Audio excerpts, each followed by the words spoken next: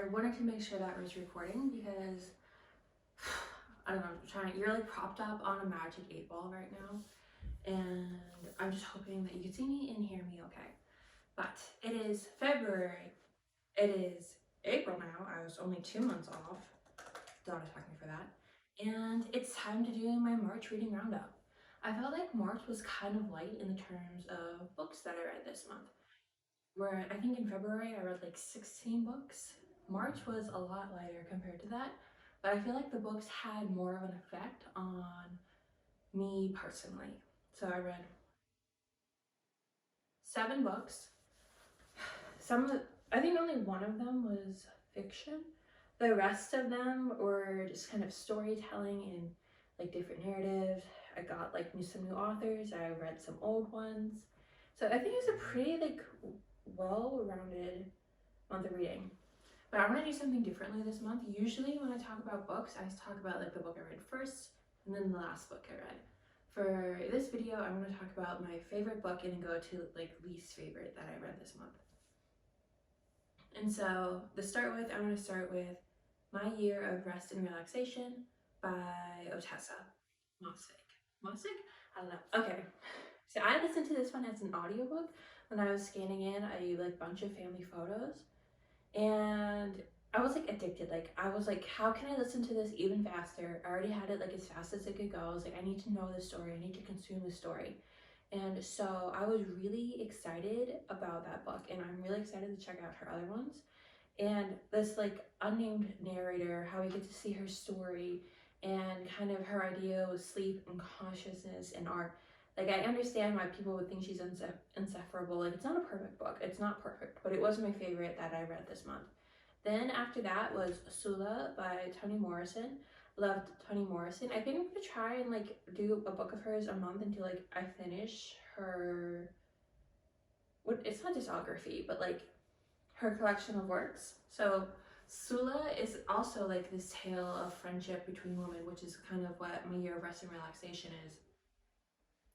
And it's kind of just like relationships and society and how women are viewed as sexual beings, but then they're also judged for that. And how generational changes can also affect that when it comes to race. So I thought that was a really good book. And like Toni Morrison, always a good book to pick up. Then I read An Abundance of Catharines by John Green. So I loved John Green for years. I remember seeing like The Fallen Our Stars when it came out in like the theaters. I remember how big that was. I don't know if you guys have ever used like We Heart It, but that was so big back when that movie came out. I think I was probably like 17. So like 6 years ago when that came out, it was so popular. But I think I've read all of his other books except An Abundance of Catharines, and I was like, I need to check this out. And I think it's one of his books that's just like a male narrator, and it's his first one. But I've like came to realize like most of his books have like female narrators. They're usually like teenage girls, but this one was like a teenage boy. So I'm like, oh, this is kind of interesting.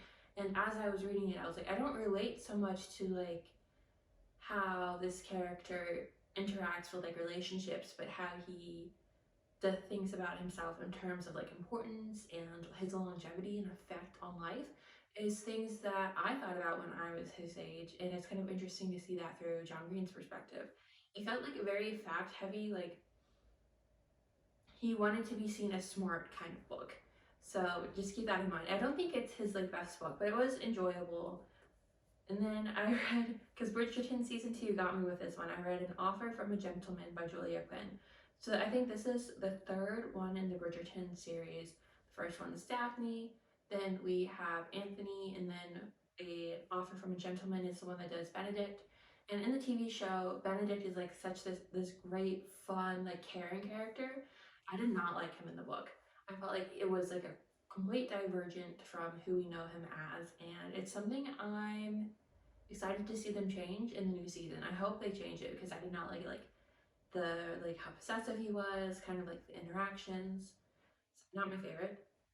And then I read Ground Zero, an Exiles book by Kevin Anderson. So I just like reading X-Files books. They're very female character written by a man heavy, but it's just kind of so like niche, and I feel like they're just enjoyable to. It's like watching an episode of The X-Files. It's like X-Files fan fiction basically, but not as good. Then I read From Blood and Ash by Roundup. So this one has like the character Poppy, and I like a year or two ago this book was like all over Book Talk. People loved it, and then like the sequel came out, and I think there's a third book. But I was like, okay, I'll check out the first book. I did not enjoy it as much as I thought I would. I love fantasy books. I love like ACOTAR. I like have read most of like the main fantasy books, but I just could not get behind From Blood and Ash. I started reading the second one.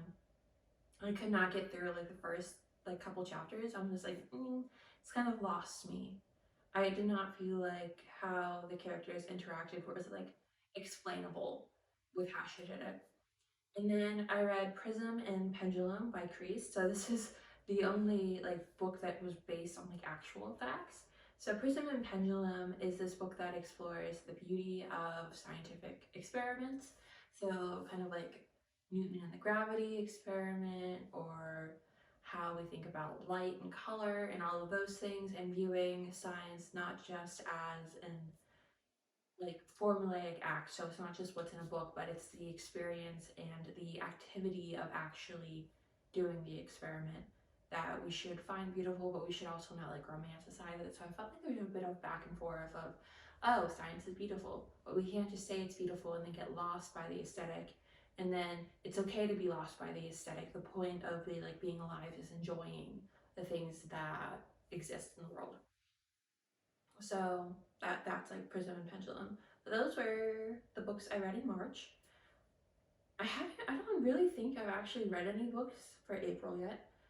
I have some that I'm like on my TBR. I have like some on my phone I'm reading. I have some audiobooks that I'm listening to. So I will talk about those next month. I hope you guys have a great month of reading, and I'll see you next time.